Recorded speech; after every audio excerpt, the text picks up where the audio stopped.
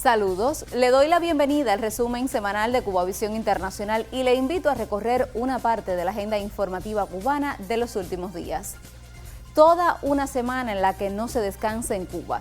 Desde Occidente y Centro, linieros, trabajadores y donativos se han enviado con profunda solidaridad para los territorios del oriente del país.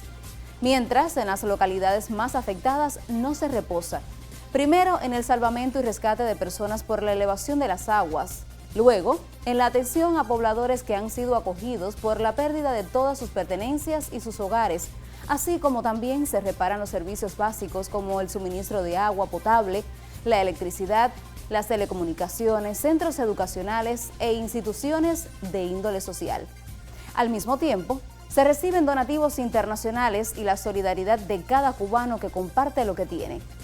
En nuestra emisión reflejaremos entonces cómo el huracán Melissa dejó una fuerte conmoción y cómo los cubanos nos intentamos recuperar y superar lo vivido. Quédese con nosotros, ya comenzamos.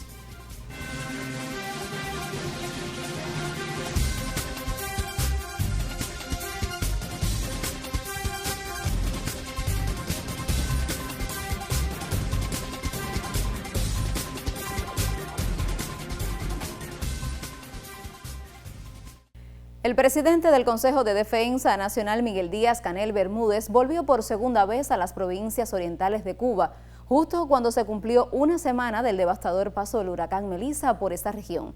Este martes recorrió varios municipios de Granma. Le acompañaron el miembro del Buró Político y secretario de organización del Comité Central del partido y las máximas autoridades de la provincia. El recorrido comenzó por el municipio de Cautocristo, uno de los más afectados en la provincia de Granma. Allí el mandatario llegó hasta la comunidad El Recreo en los límites con Holguín. La crecida de ríos junto a los escurrimientos desde otros lugares del territorio provocaron significativos daños a las viviendas y bienes materiales de sus 234 habitantes que habían sido previamente evacuados. También a los cultivos de ají, maíz, calabaza y boniato. Con los pobladores dialogó el presidente, quienes le confesaron que nunca antes habían vivido una experiencia semejante. Y hay muchos años en techo de vivienda. Todavía no hemos cuantificado, ahí alrededor de 6 viviendas que tienen problemas en la cubierta, que el símbolo, pero bueno, pensamos que ya cuando entremos en la recuperación, recuperar con el nuevo material para ir. Ahora, ¿qué tiempo se demorará en llevar a eso? Yo pienso que más de una semana. Más de una semana. Esto nunca les había pasado. Sí, en el 2007 hubo una inundación, pero muy poco, no como ahora. Los niveles ahora fueron demasiado altos. El presidente llegó hasta el asentamiento San Marcos, también en el municipio Cautocristo, donde está enclavada parte de la cooperativa Carlos Bastidas Ascuí, con 924 hectáreas de tierra dedicada a los cultivos varios. Allí los vecinos contaron a Díaz-Canel cómo las inundaciones provocaron que más del 70% del plátano, buena parte del boniato y toda la yuca se perdiera. Particularmente graves resultaron las afectaciones a un camino que unía la comunidad con las áreas de cultivo y que hoy es un inmenso agujero, lo que dificulta la recuperación de las plantaciones. Sobre la evacuación hablaron los pobladores al mandatario. ¿Y ustedes para dónde se evacuaron? No, los compañeros de acá de la comunidad de la Juan Hernández y los Aticos se evacuaron para Cautocristo, para aquí, para la parte alta de Cautocristo, que decidieron evacuar ahí en el cementerio. Y bueno, todas las personas salieron, al final hubo unos compañeros que se quedaron ahí de cabezones, que hubieron que rescatarlos, que fue cuando entró el rescate aquí, que se rescataron 23 personas, se rescataron... Que se les había dicho que había que evacuar. Sí, que había que evacuar y siempre se quedaron. Que tengan la experiencia para la otra vez. Se lograron rescatar. Porque se pone en peligro la vida de ellos, pero ponen en peligro la vida de los rescatistas también. En los momentos más difíciles, aseguraron, primó la solidaridad. Yo tuve ayer incluso la experiencia en la comunidad de la CEI, que fui a ver a mi hijo que lo perdió todo, pero hubo un vecino que tuvo ayuda en lo que es comida y le repartió a todo el que pudo un poquito de lo que le llegó. Posteriormente, el titular del Consejo de Defensa Nacional llegó hasta la presa Cauto del Paso, la mayor infraestructura hidráulica de la provincia, también conocida como la llave del Cauto, y que actualmente se encuentra en un proceso de mantenimiento. Tras el paso del huracán Melissa, la presa vertió más de 1.000 millones de metros cúbicos de agua, el triple de su capacidad, evitando que las inundaciones que dejó el impacto del meteoro fueran mayores. Ya en la tarde, Miguel Díaz-Canel visitó el municipio de Río Cauto, todavía en fase de alarma. Allí llegó hasta la comunidad Camilo Cienfuegos, en el poblado Cauto Embarcadero, uno de los sitios más golpeados por las inundaciones que dejó el huracán. Con sus habitantes dialogó el presidente acerca de las difíciles horas vividas tras el impacto de uno de los eventos meteorológicos más intensos ocurridos en la mayor de las Antillas. Hasta el momento no se ha reportado un fallecido ni un desaparecido. Nosotros tenemos que decir que después que pasó el evento, más de 1000 personas fueron rescatadas en lugares increíbles, en árboles, en techos, en una punta de una bodega. Fue increíble y realmente esto no lo esperábamos. El mandatario insistió en la necesidad de actualizar los planes de enfrentamiento a desastres porque sin dudas la magnitud del meteoro superó todo lo antes vivido en esta región. El jefe de Estado recorrió también el centro de evacuación ubicado en la escuela mixta Batalla de Guisa, que llegó a acoger a 2.500 personas. Allí intercambió con sus directivos y con parte de los 650 habitantes de Río Cauto que todavía permanecen protegidos en el inmueble. Díaz-Canel indagó sobre la alimentación, la atención médica, el cuidado a los niños y llamó la atención a que el regreso a las comunidades tiene que hacerse cuando las condiciones estén creadas para ello. En un encuentro con la población de Río Cauto, el presidente reconoció la ejemplar labor desplegada por los combatientes de las FARC y el MININT en el rescate y salvamento de miles de personas en Granma. Destacó que ahora comienza la recuperación, la fase más compleja que demandará el trabajo y la entrega de todos. Hay que restaurar los servicios eléctricos, los servicios de comunicaciones, las viviendas afectadas, la infraestructura afectada, las hectáreas de cultivos dañados, el abasto de agua a la población, entre otras afectaciones. Hay que iniciar el curso escolar en cuanto estén las condiciones, hay que seguir potenciando los servicios de salud para evitar que haya una epidemia después de esta situación. Pero todo eso hay que hacerlo con el trabajo de todos. Ya en Santiago de Cuba, el presidente encabezó una reunión del Consejo de Defensa Provincial que evaluó los daños preliminares ocasionados por el huracán en el territorio y la marcha de las acciones recuperativas. Como parte del pueblo cubano, las Fuerzas Armadas Revolucionarias han dado muestras en estos días de su profunda labor humanista y de su compromiso por el servicio a la población. Quienes participaron en el rescate de personas en medio del huracán Melissa recuerdan el riesgo al que se sometían. En la medida que la noche transcurrió, un grupo de oficiales del Ministerio del Interior en Santiago de Cuba actuaban ante cada emergencia. Llegaron hasta el cuerpo de guardia gineco-obstétrico del Hospital General Dr. Juan Bruno Zayas para trasladar a pacientes. Ya habían estado en otros centros hospitalarios en el traslado de personas con situaciones de salud, pero la inclemencia del tiempo no los dejó continuar. Los vientos eran fuertes todavía, las ráfagas de viento estaban durísimas. Esa misma mañana, Claudia llegaría junto a su familia y con contracciones en medio del azote del evento hidrometeorológico.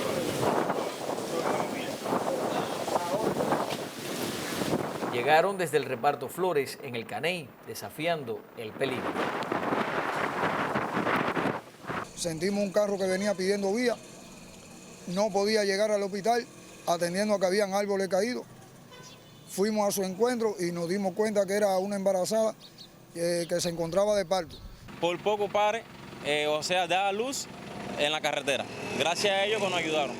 Así nació este niño a quien le pusieron un calificativo hebreo que significa exaltado o montaña de fuerza. Aarón, su nombre es Aarón. Tal vez como una especie de presentimiento al batallar en medio de las adversidades. Todo el camino estaba malísimo. Pedimos varias ayudas por vía de telefónica y se caían la llamada. Gracias a un vecino que nos ayudó también y habían compañeros que nos ayudaron por el camino. Y mi esposo y el otro muchacho venían cortando los árboles que había en el camino para poder pasar. Y cuando llegó a la puerta de eso, pues nada, se hizo el niño en la puerta. Eso fue rápido. Y le agradezco todo lo que hicieron en ese momento por los médicos y todo, por mi hijo y la gente del MININT, los bomberos, todo eso. Después de varios días, a la salida del hospital la alegría es diferente. Aarón se enfrentará a la vida, pero al poco tiempo de nacido ya puede decir que desafió el ímpetu de un huracán por las calles santiagueras y salió victorioso. Dar a luz en medio de huracán es una gran aventura inolvidable.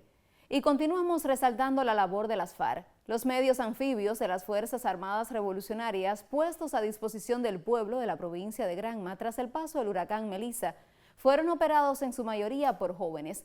Salvar vidas en medio de las aguas crecidas del río Cauto fue para muchos su primera vez. El siguiente reportaje revela algunos de esos rostros.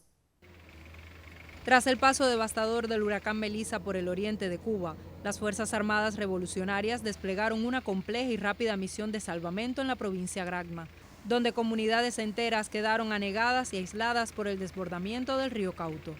La urgencia marcó el inicio de la operación. Se trataba de salvar la vida de personas que corrían alto riesgo. Abordamos los medios blindados y comenzamos desde los primeros momentos a percibir las afectaciones que ya sufrían los primeros asentamientos. Una vez allí, sin mucho preámbulo, ya sobre los medios que estaban listos para la navegación, con dotaciones que contaban con la pericia necesaria para este tipo de acciones y sintiendo como propio el dolor, a partir de que somos unas Fuerzas Armadas del pueblo, enrumbamos la marcha hacia los poblados que más afectaciones, donde estaban las familias que habían quedado aisladas. Los medios anfibios se trasladaron desde otro mando hasta los poblados más afectados de Granma, como Cauto Embarcadero y el municipio de Río Cauto, donde se encontraban las mayores afectaciones. Iniciamos las acciones de rescate, me tocó en este caso en el poblado del 4, y perteneciente al propio Río Cauto, luego hacia Tunas de Guanajabo, y nada, familias que impactadas por el dolor de haber perdido casi todo y tener en peligro incluso la vida, nos recibían como quien tiene una segunda oportunidad de vida. El heroísmo de estos hombres de verde en terreno inundado es admirable.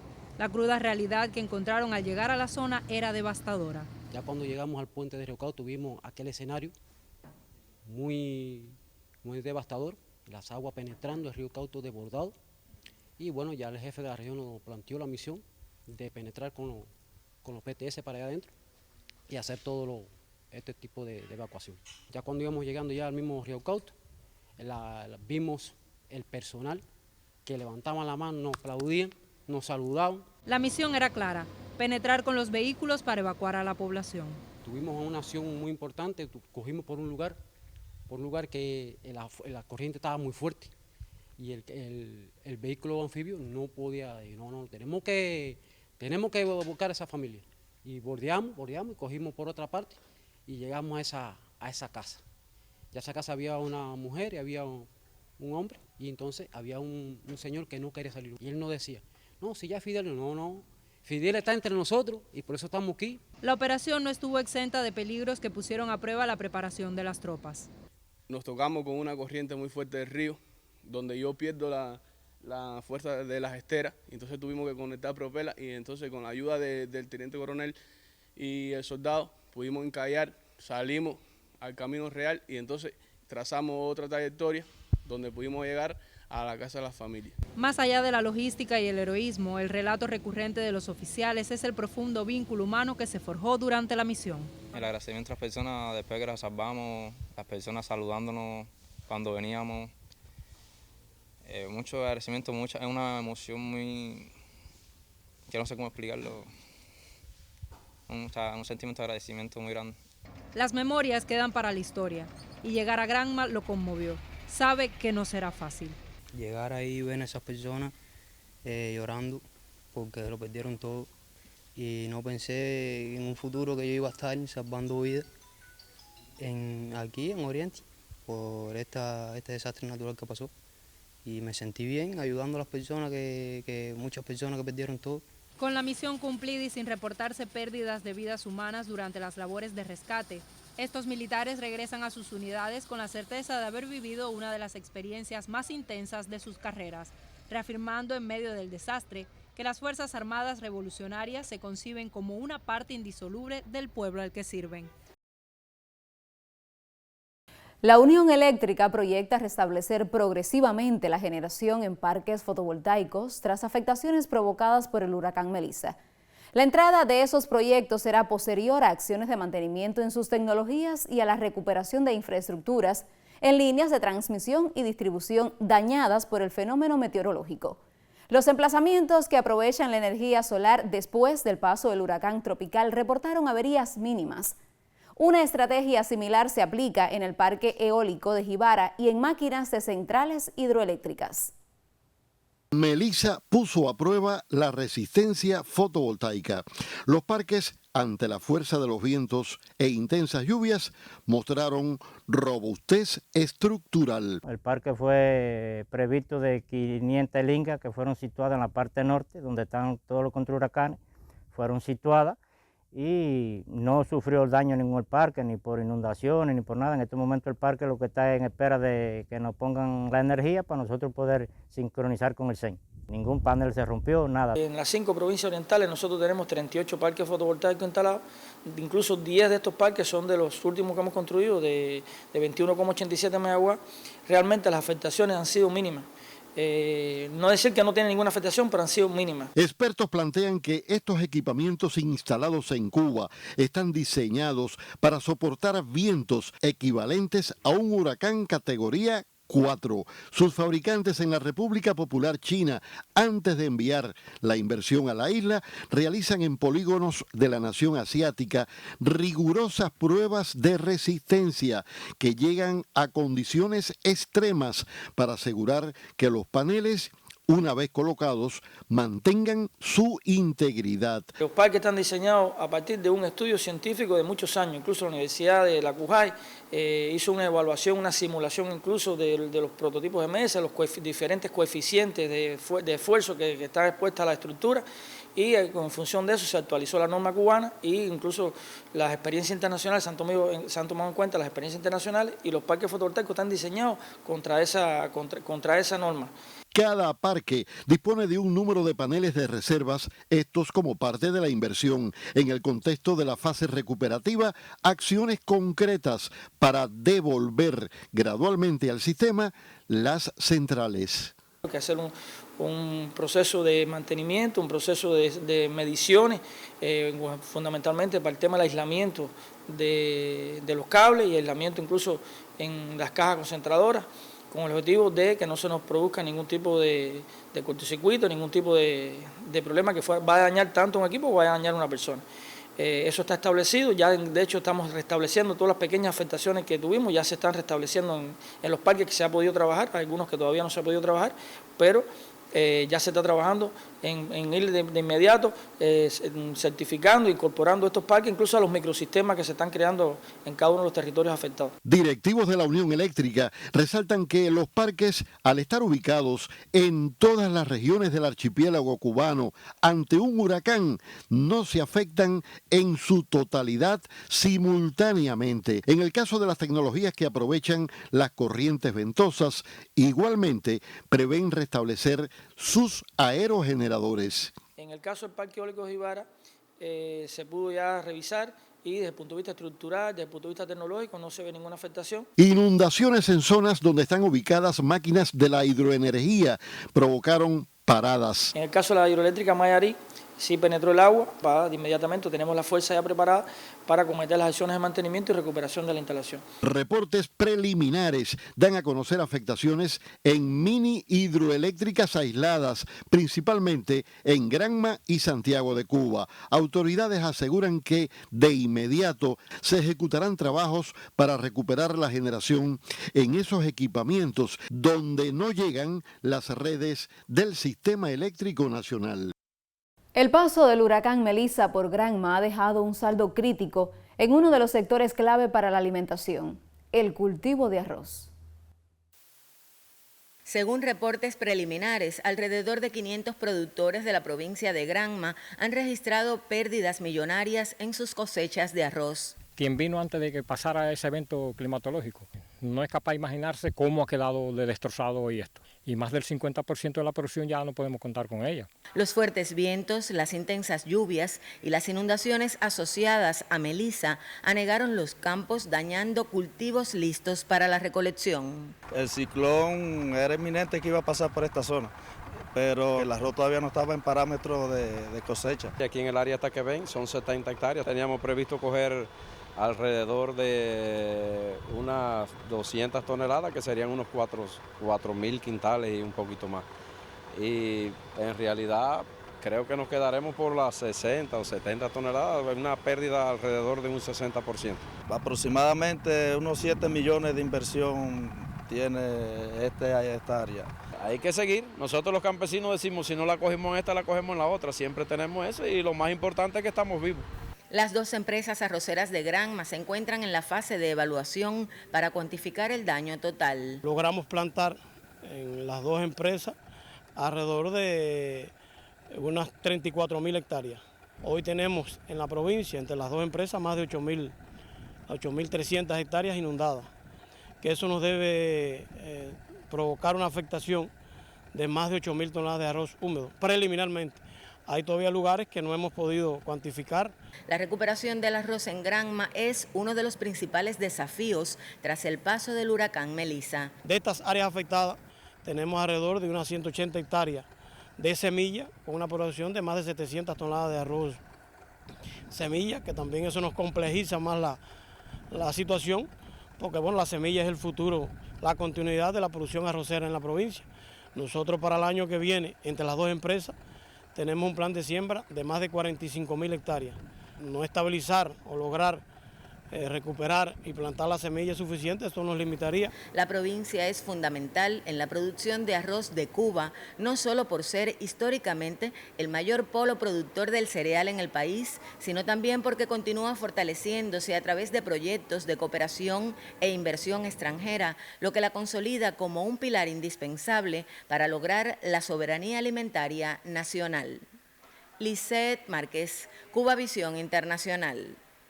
En este contexto, Cuba agradece a todos los gobiernos, agencias, oficinas y programas de las Naciones Unidas, organizaciones no gubernamentales, movimientos de solidaridad y cubanos residentes en el exterior que han enviado o preparan para enviar múltiples donaciones para que los damnificados en el oriente de Cuba tras el paso del huracán Melissa.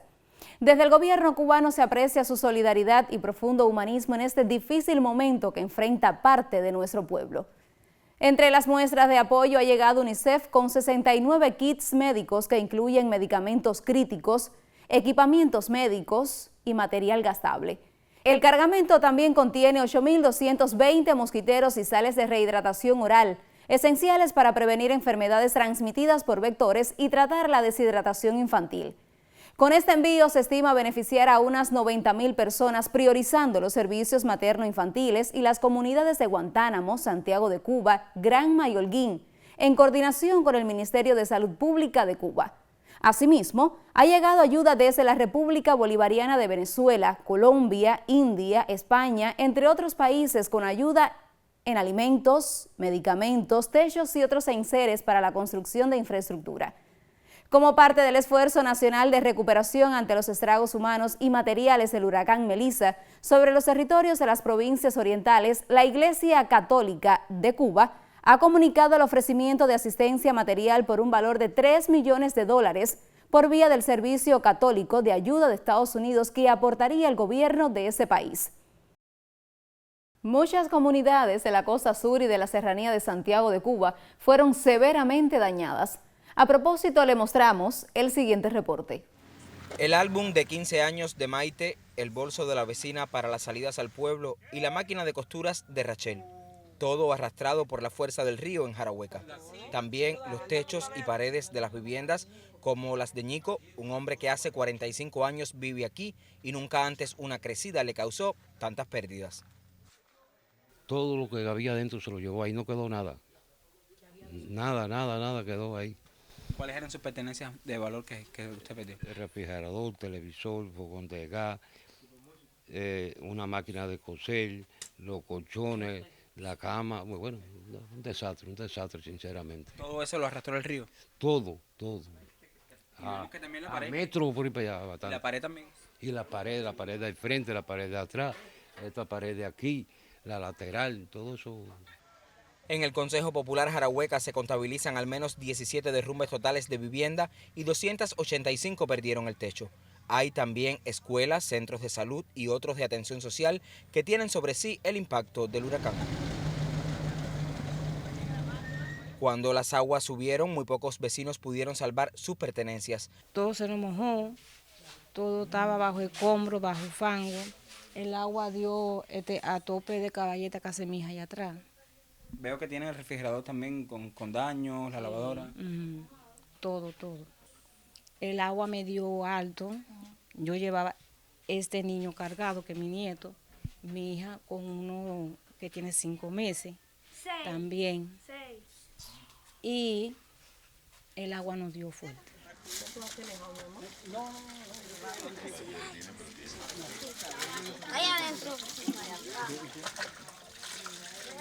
Las camas, hay camas desarmadas y esas cosas. ¿No dio tiempo la crecida a sacar los colchones? Nada. ¿Qué pidió usted? Todo, mi equipo no sirve. En el frío lo encontré allá arriba de la fosa, del baño por allá, los televisores nadando, todo lo mío nada. Mío no sirve nada. En el poblado de Jarahueca están todavía parte de los árboles y malezas que arrastró la crecida, a pesar de que los vecinos, junto a las autoridades, han limpiado desde que se calmaron los vientos.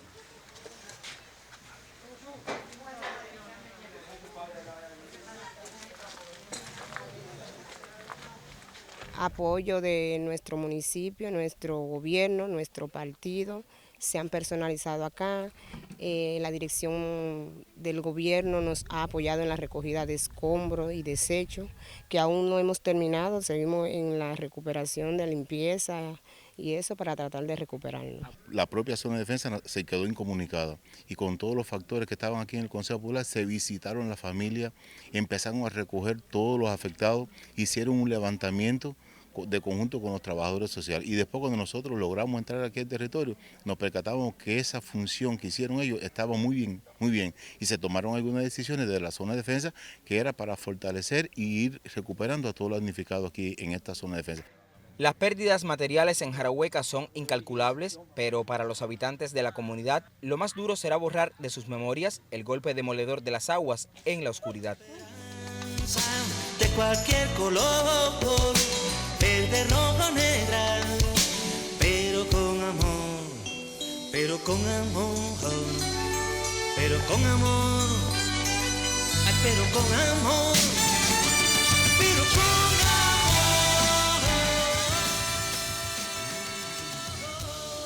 Como se ha divulgado por los medios de prensa, los estragos del huracán han concitado numerosas expresiones de empatía y solidaridad desde muchas partes del mundo, mientras los cubanos trabajan para recuperar y resarcir lo destruido. Tomará tiempo, pero con el esfuerzo conjunto y la esperanza se podrá salir adelante. Gracias por acompañarnos. Recuerde que nos vemos la próxima semana.